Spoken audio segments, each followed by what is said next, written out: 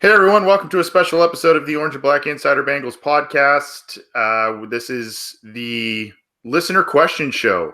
Second time we're kind of doing this, and we've already got some interactions, some questions teed up, but you can always submit yours to us in the live YouTube chat. If you're joining us live, you can send them to us via email, theobinsider@gmail.com, on Twitter at BengalsOBI. We have the comment thread up at cincyjungle.com, and you can also call or text us 949-542-6241. So we look forward to doing that. Before we dive right into some of these questions that some of them already are pretty interesting. Once again, in case you're new to this program, or if you're a Cincy Jungle reader and maybe you're not too familiar with our podcast, you can get this show on iTunes, on Stitcher, on Spotify, on Google Play. You can get it on Megaphone. And as I mentioned, everything's on cincyjungle.com and our YouTube channel. Right, so I'm looking at the Cincy Jungle comment thread right now. Our first question that we had submitted is from Paris P101. He asked, who do you think will emerge as the wide receiver 4 by the end of the preseason? Are Josh Malone and Cody Core's roster spots potentially in danger from players like Tate, Auden Tate, Stanley Morgan Jr., and Damian Willis is another undrafted guy from Troy. So I think right now the wide receiver 4 is Alex Erickson, and I think that's how it's going to be. And as long as everybody stays healthy at the end of the preseason. I think we've heard a decent amount of Erickson's involvement, not only with obviously the first string of backups, but also with the starters as well, and how he could potentially be more rotated in with Tyler Boyd in the slot when they go in through our receiver sets, which is going to be the base of that offense. But I think he's wide receiver 4 right now because he's one of the 4. He's like that 4th wide receiver who should be considered a lock-in for the roster because of his contract situation and I guess what Zach Taylor has plans for him to do. But I do think that you're right with when you're talking about Malone and Core's roster spots. I think those guys are definitely on the chopping block, especially when you have a guy like Auden Tate who's got another year in the system. And the fact that they didn't draft another receiver kind of gives them a little bit more security. But we've already heard some rumblings about Willis's development and looking impressive in OTAs. And I'm personally a big Stanley Morgan fan, so I can't wait to see what he does in training camp and the preseason. But I think having those guys behind them, potentially pushing both Core and Malone, will definitely help out both of them. Maybe kickstart their development late in their careers. But if not, I think they have solid options to potentially replace them with. But to answer your question, I think Erickson will keep his status as wide receiver 4. Yeah, I'm not going to harp on and repeat a lot of what you said. I mean, I think a lot of what you said there made sense. I'll just kind of add this. Erickson, we've heard rumors throughout the offseason that he is a guy that the Bengals have had trade offers for, and they declined them. Kind of interesting for a guy that's basically been relegated to minimal wide receiver duties and mostly kick return duties, but they apparently think he's going to have a big role of some kind in the offense this year. You mentioned, John, that they didn't draft a wide receiver, so that may bode well. The Willis kid apparently has Jeff Hobson noted that he was doing really well in early camps. So, that's definitely a guy to keep an eye on. Morgan, you mentioned, is another one. I'll say this. It's going to be interesting. I mean, Cody Core and Josh Malone are kind of the height, weight, speed guys, but not, haven't really put it together as football players, I guess, at the pro level. Auden Tate is height, weight, but not really speed. But, I would think they want to keep one of those bigger guys, maybe as a red zone target or something like that. One of the only big guys at the Rams, if you want to use the Rams as a barometer, they had Josh Reynolds, who's close to 6'3" and 200 pounds, not as big as Auden Tate, but one of their bigger receivers. He ran a 4.57 40. I think Auden Tate was about in the 4.7s, maybe he was up there. So, there's a little bit of a difference there. But it's going to be interesting to shake out. I think you're right, though, with Erickson being the number 4 wide receiver. Good question there. We have a question from 901 area code. I believe it's Dan from Tennessee. He actually notes that it's Dan from Tennessee. So it is Dan from Tennessee. Greetings. Love the show, Anthony and John. I want to talk about one scheme that Marvin never really committed to, and that is the screen pass and the rollout. We face some really good defensive fronts in the AFC North and around the league. And to neutralize the pressure and keep Andy upright, finally punish the stunts. I'm hoping Zach will install this scheme because we have some talented running backs. I believe he will. I believe he will too. I think this team is poised to be a run heavy, or at least pretend to be a run heavy team. They've got the backs to do it. It's going to depend a lot on the offensive line. If you joined us for this week's kind of big show, we talked quite a bit about the offensive line and how the Bengals are tinkering with a lot of things, adding even more interior linemen. So they're probably trying to find the right guys to run these types of zone schemes, play action schemes, guys that can move around, get to the second level. They have some athletic guys. Michael Jordan's one of those guys. I think they can do it. Billy Price can do it occasionally. So they've been kind of reinvesting in some of these things on the offensive line. Joe Goodberry, I don't have the tweet in front of me, but he put out an interesting set of statistics that if you're on Twitter, you can kind of check out. Basically, Andy Dalton with play action, that's not necessarily truly rollout schemes, but in play action formations, play action passes, he has a very high rating and some of the highest passer ratings in games of his career. So I think this makes a lot of sense. I think it would take pressure off of Andy Dalton. And, if the protection can hold up, John, I think that is going to be a major key to what the Bengals want to do this year. And heck, that's what the Rams did last year. Yeah, and both screens and rollouts are designed to nullify a pass rush and gain easy yards. But just when looking back at the Bill Lazor offense and the Ken Sampezi offense, it almost seemed like they were doing those kinds of plays just to hit a quota and not actually taking advantage of anything that the defense is giving them, and they're just kind of running them to run them and not really utilizing the concepts and utilizing their players effectively as much. Just looking at like rollouts, you would see Dalton all the time kind of hold the ball a little bit too long and just throw it down to the tight end who's already covered by the linebacker who recognizes that, not really looking downfield to take advantage of the play fake itself. And with screens, like we've seen Giovanni Bernard blown up a lot on swing passes and screen passes because they're just not run effectively enough. And then when you compare that to the Rams offense and how so much space is created with them because they have different route concepts down the field for those rollout plays. And obviously, whenever Todd Gurley, hauled in a screen pass, he was going almost the distance every time. So there's definite potential with both of those. And I think it just comes down to smarter play calling when utilizing both and just not calling them to call them just to, shake things up a bit. So I definitely think that running them more might not necessarily net more positive results, but running them more effectively and running them in smarter situations is definitely the important thing. That I think that comes down to Zach Taylor and both Andy Dalton of recognizing when to maybe switch to those plays or switch out of those plays, depending on what the defense is giving them. Yeah, good question. You had noticed another one in the chat, the comment thread at Sitzy Jungle, I think, right, John? Yes, we got technically two questions back to back by Lila J18. The first one is, who do you guys think the starting three linebackers will be, and how much of an impact you think Malik Jefferson will have? So Malik Jefferson is definitely the wild card of that group, but I think the starting three right now, I think they want it to be Vigil, Brown, and then they're going to give Jermaine Pratt every chance to take that either weak side or strong side linebacker spot. I think they want him to be weak side to replace Vontaze Burfict when they're in that base. It'll be more interesting to see which linebacker comes off the field, because I think right now they have both the Vigil and Brown on the field when they're in their nickel sets. But I think those will be the three linebackers. I don't think that's up for much for debate. And I think Jefferson will obviously be active because I think he has value on special teams. And I remember last year they were talking about Jefferson having the capability to play, all three linebacker spots. So I think that is definitely going to help. And I think down the road, you still want Jefferson to potentially take a starting spot. But I think right now with Vigil still here, I know he's got under the last year of his contract, and with the investment in Pratt, I think those guys are going to be the three. I don't know if you think any differently.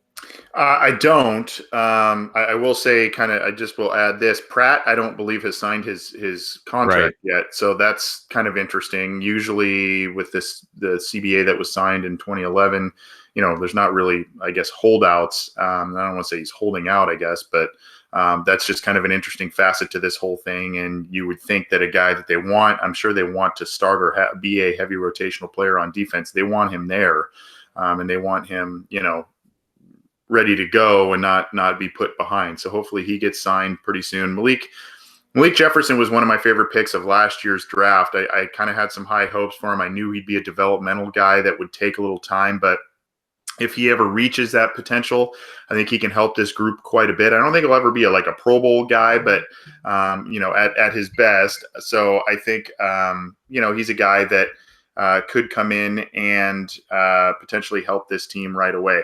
We've got a call on the line here too, John. I'm going to put this on the line here.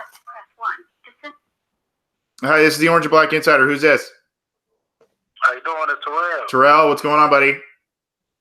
Hey, how you doing? I woke up this morning saying about the Jonah Williams thing. I'm like, man, we just got bad luck on first round picks. Like it's crazy. Like, I ain't saying nothing serious, nothing like that. I'm just saying though. But anyway, I was just kind of thinking, like, man, I really want the second and third year players to really step up this year and help out. Like, I mean, not like Jefferson, Jordan Evans, Tate, even Erickson, just some of the second and third, fourth year guys will step up and really be pros and not be scared to play against good competition. And I at this point, I really don't give a damn about John Ross. I'm not trying to bash dude and nothing like that. Mm-hmm. But I'm halfway there calling him a bust, and I'm down there calling him like, I don't know who worse, him, Chris Perry, Achilles Smith. I don't know who the worst.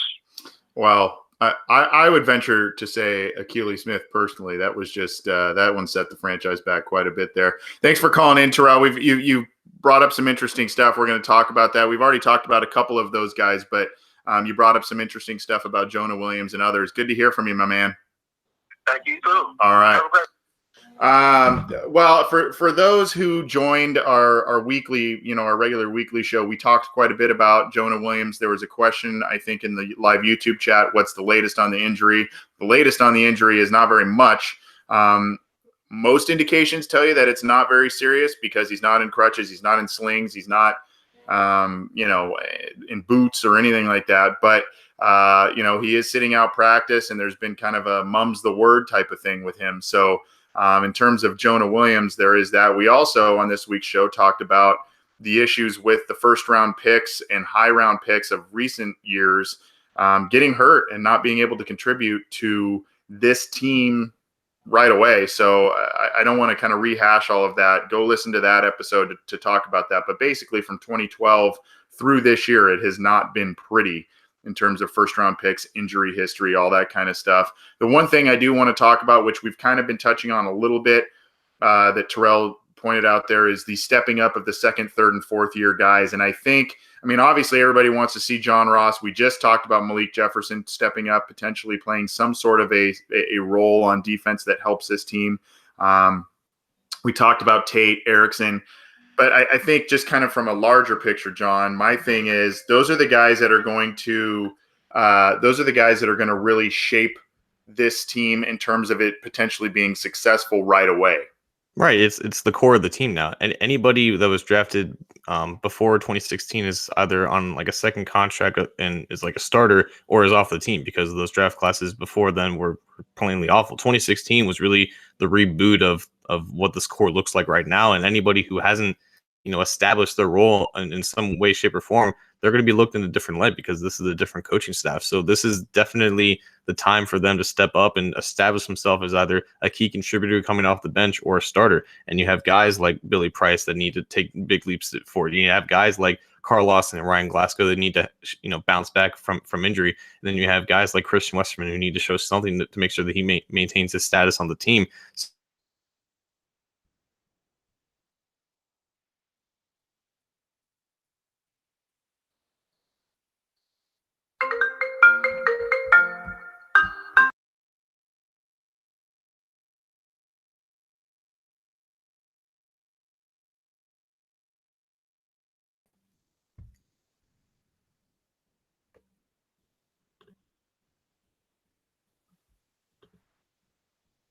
John, I don't know if are you still there, John? Yeah, I'm here. Okay.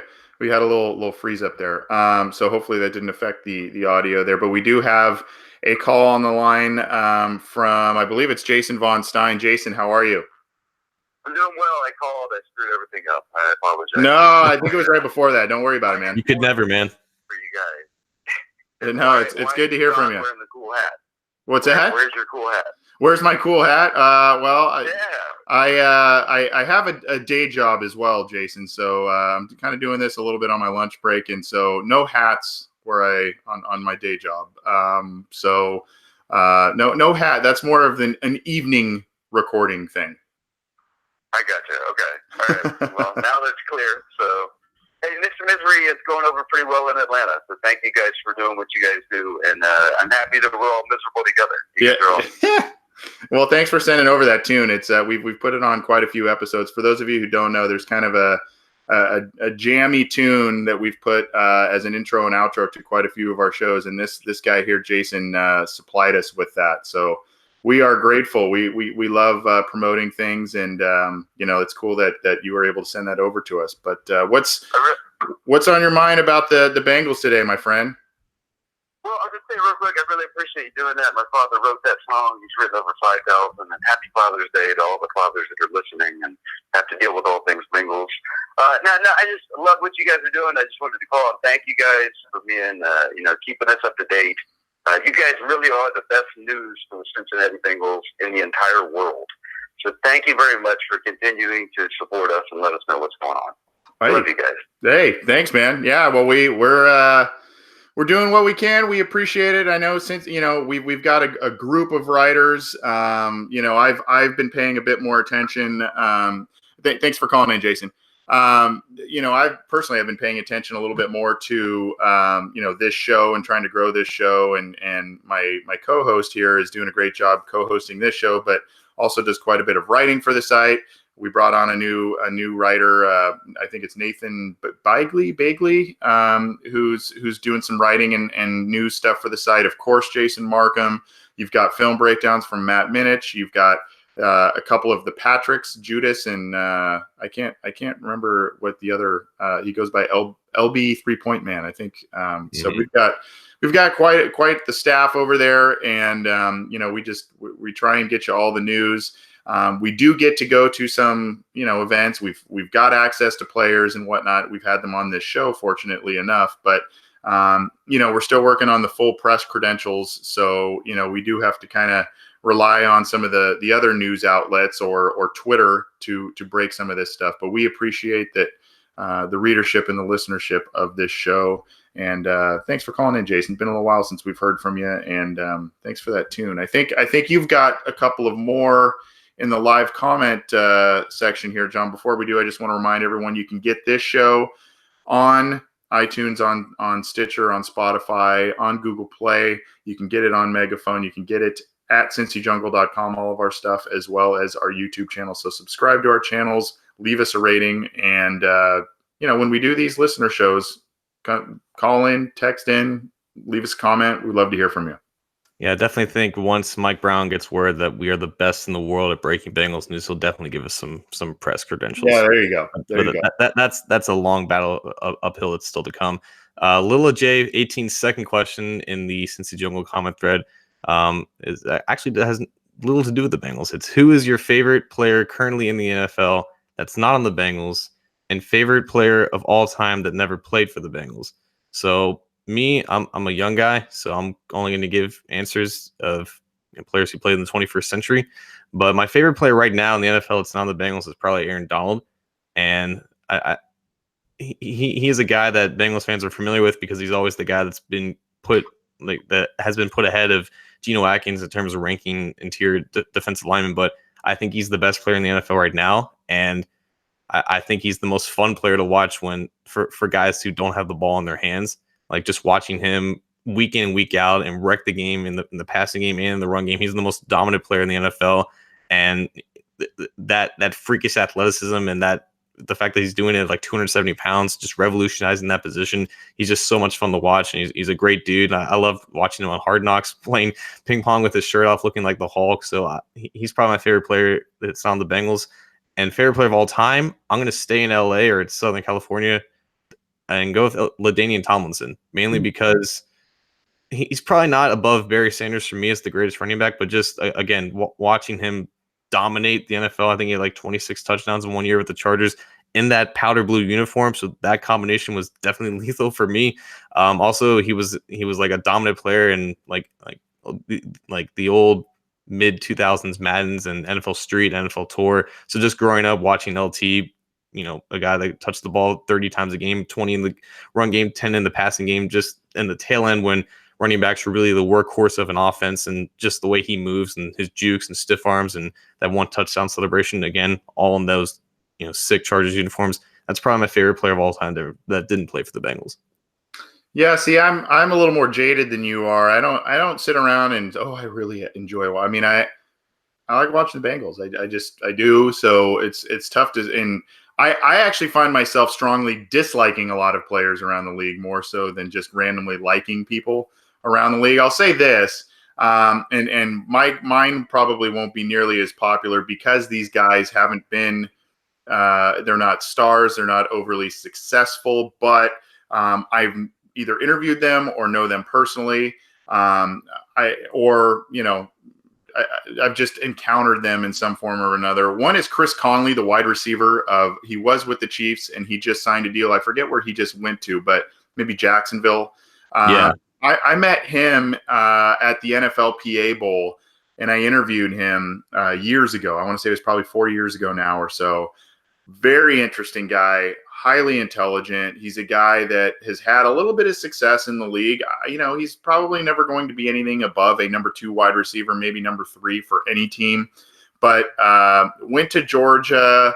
He's got like this really large film knowledge. He wants to write science fiction stuff, but he also he wasn't overly hyped up as an NFL prospect, and he's made a pretty decent little career for himself. So that's just a guy from that standpoint I really liked. I knew and coached Mark Sanchez in high school when he was there, and he was a great kid. I've seen him. Are you serious? You coached Mark Sanchez in high school? Yeah, well, yeah, in baseball, yeah. Oh. Yeah, and he was a nice kid then. He is really. I've seen him since he's been in the pros. He's been nothing but humble and great. He's great to my family because we all know him. So, I mean, guys like that, I find myself kind of rooting for. I guess in terms of players that are currently playing that I like to watch play the game of football, Russell Wilson is the guy I like. I don't necessarily dig on all of the kind of media, different kinds of attention that he gets, but in terms of when he's on the football field and kind of his backyard style of play and the fact that he's a little bit of an underdog because of his size, I like that. Historically, hard to say. I mean, there's a lot of guys. Marcus Allen and Walter Payton were 2 guys that I really liked watching, even though I was really young and saw them towards the tail end of their careers. But those were 2 guys that I just remember watching that were just kind of must watches when they were on TV or something like that. So those are just a few guys that kind of come to mind for that question. Were there any others in the comment thread, John, that you thought we should?